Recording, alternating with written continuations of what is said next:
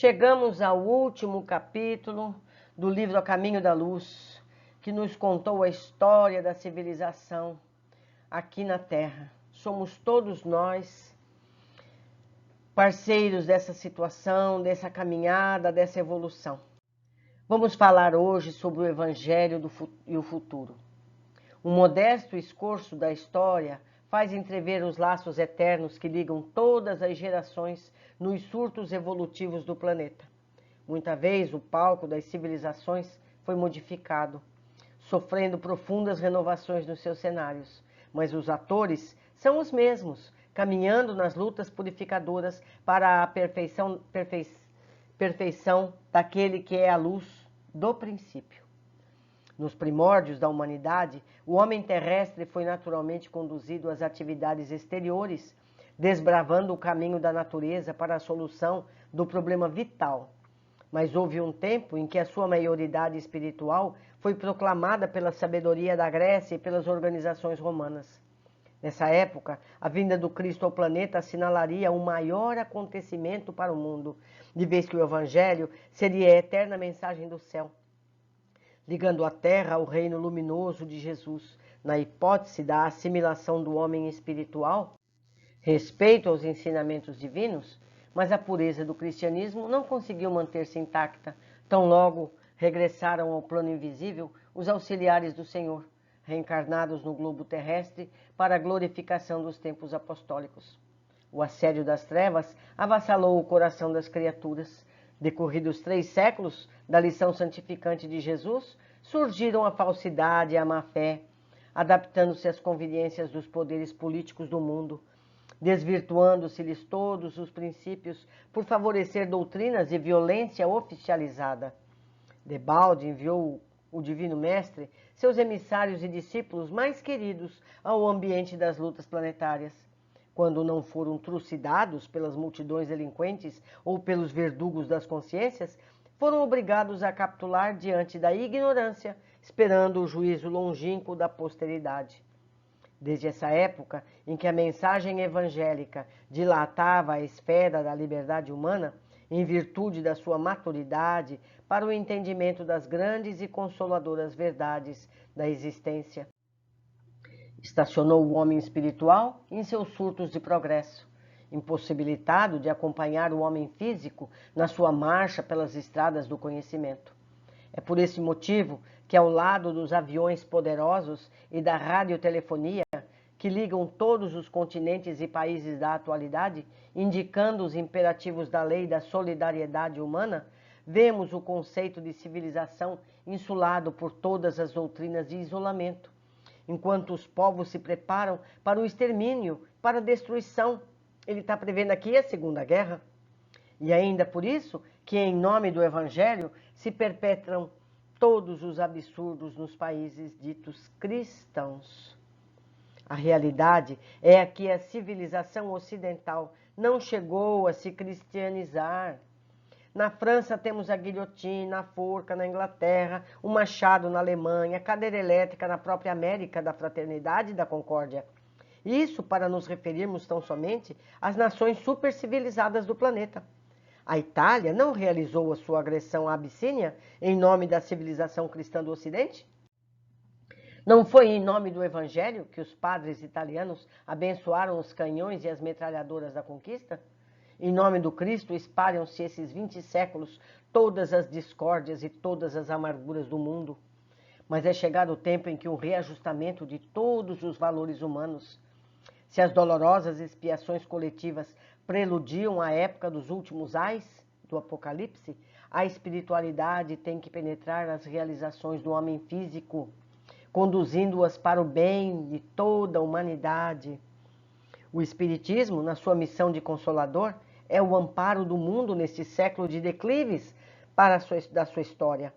Só ele pode, na feição do cristianismo redivivo, salvar as religiões que se apagaram entre os choques da força e da ambição, do egoísmo e do domínio, apontando ao homem os seus verdadeiros caminhos. No seu manancial de esclarecimentos, poder-se-á beber a linfa cristalina das verdades consoladoras do céu, preparando-se as almas para a nova era.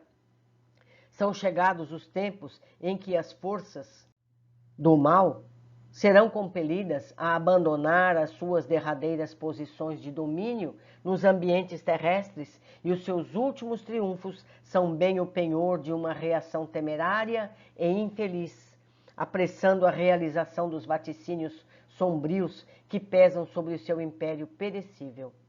Ditadores, exércitos, hegemonias econômicas, massas versáteis e inconscientes, guerras inglórias, organizações seculares passarão com a vertigem de um pesadelo. A vitória da força é uma claridade de fogos de artifício.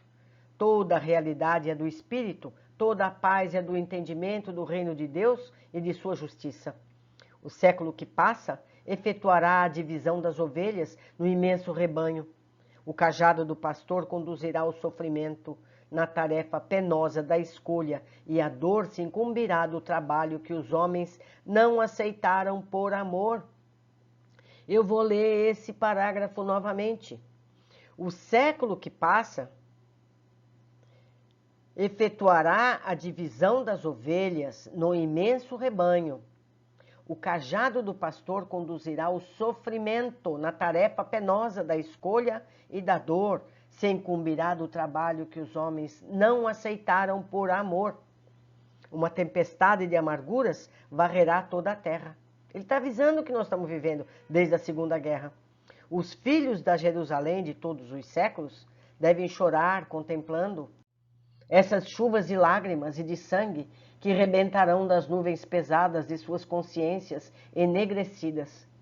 Condenada pelas sentenças irrevogáveis de seus erros sociais e políticos, a superioridade europeia desaparecerá para sempre, como o Império Romano, entregando à América o futuro de suas experiências com vistas à civilização do porvir. Ele se refere aqui à Segunda Guerra.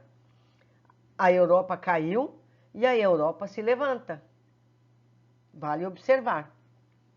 Vive-se agora na Terra um crepúsculo ao qual sucederá a profunda noite. E ao século XX, nós já estamos no século XXI, compete a missão do desfecho desses acontecimentos espantosos. Todavia, os operários humildes do Cristo, ouçamos a sua voz no âmago de nossa alma. Bem-aventurados os pobres, porque o reino de Deus lhes pertence. Bem-aventurados os que têm fome de justiça, porque serão saciados. Bem-aventurados os aflitos, porque chegará o dia da consolação. Bem-aventurados os pacíficos, porque irão a Deus. Sim, porque depois da treva surgirá nova aurora. Luzes consoladoras envolverão todo o orbe, regenerado no batismo do sofrimento. O homem espiritual estará unido ao homem físico para a sua marcha gloriosa no ilimitado, e o espiritismo terá retirado dos seus escombros materiais a alma divina das religiões que os homens perverteram, ligando-as ao abraço acolhedor do cristianismo restaurado. Trabalhemos por Jesus, ainda que a nossa oficina esteja localizada no deserto das consciências. Todos somos dos chamados ao grande labor, e o nosso mais sublime dever é responder aos apelos do escolhido. Revendo os quadros da história do mundo, sentimos um frio cortante nesse crepúsculo de doloroso da civilização ocidental. Lembremos a misericórdia do Pai, façamos as nossas preces. A noite não tarda, e no bojo de suas sombras compactas, não nos esqueçamos de Jesus, cuja misericórdia infinita, como sempre, será a claridade imortal da alvorada futura, feita de paz, de fraternidade e de redenção. Conclusão. Meus amigos, Deus vos conceda muita paz. Agradeço a vossa colaboração em face de mais este esforço humilde do nosso grupo na propagação dos grandes postulados do Espiritismo evangélico. Como agradeço também a misericórdia divina do bendito ensejo que nos foi concedido em nosso modesto estudo da história. Um único objetivo orientou as nossas atividades, o da demonstração da influência sagrada do Cristo na organização de todos os surtos da civilização do planeta, a partir de sua escultura geológica. Nossa contribuição pode pecar pela síntese excessiva, mas não tínhamos em vista uma nova autópsia da história do globo, em suas expressões sociais e políticas, e sim revelar, mais uma vez, os ascendentes místicos que dominam os centros do progresso humano em todos os seus departamentos. Sinto-me feliz com a vossa colaboração dedicada e amiga. Algum dia, Deus me concederá a alegria de falar dos laços que nos unem a épocas remotas, porque não é sem razão que nos encontramos reunidos e irmanados no mesmo trabalho e ideal. Reitero-vos aqui meu agradecimento comovido e sincero, quando lá fora se prepara o mundo para as lutas mais dolorosas e mais rudes. Devemos agradecer a Jesus a felicidade de nos conservarmos em paz em nossa oficina, sob a égide do seu divino amor. Ele se refere à Segunda Guerra Mundial, que vai ser grave aqui na Europa toda, e o Brasil só tem reflexos dessa guerra. Então lá eles estão mais tranquilos. Prometemos, tão logo seja possível, um ensaio do gênero romântico. Permitir a Deus que sejamos felizes, assim espero, porque não ponho em dúvida a sua infinita misericórdia. Que Deus vos guie e abençoe, conservando-vos a tranquilidade sagrada dos lares e dos corações. Emmanuel, mensagem recebida em 21 de setembro de 1938. Aqui ele se refere no gênero romântico, em que ele fala sobre os personagens do livro Há 2000 anos e 50 anos depois, quando todas essas pessoas que estão ali perto de Chico Xavier foram personagens desses dias remotos há 2000 anos. Agora, este livro vem nos reforçar a necessidade de termos o Evangelho nas reuniões espíritas. O Espiritismo não pode se afastar do Evangelho como fez na prática as outras religiões que se prenderam à pompa, ao culto externo, esquecendo do exercício evangélico. Então, meus amigos, vamos estudar o Evangelho, vamos viver o Evangelho. Porque o Evangelho já vem sendo lido há 2000 anos. Está na hora da gente exercitar no nosso dia a dia as lições de Jesus. Foi uma grande alegria estar junto com vocês em toda essa obra. Eu espero vocês em futuros livros. E se algum de vocês quiser um livro específico, entre em contato comigo. Eu leio com toda alegria.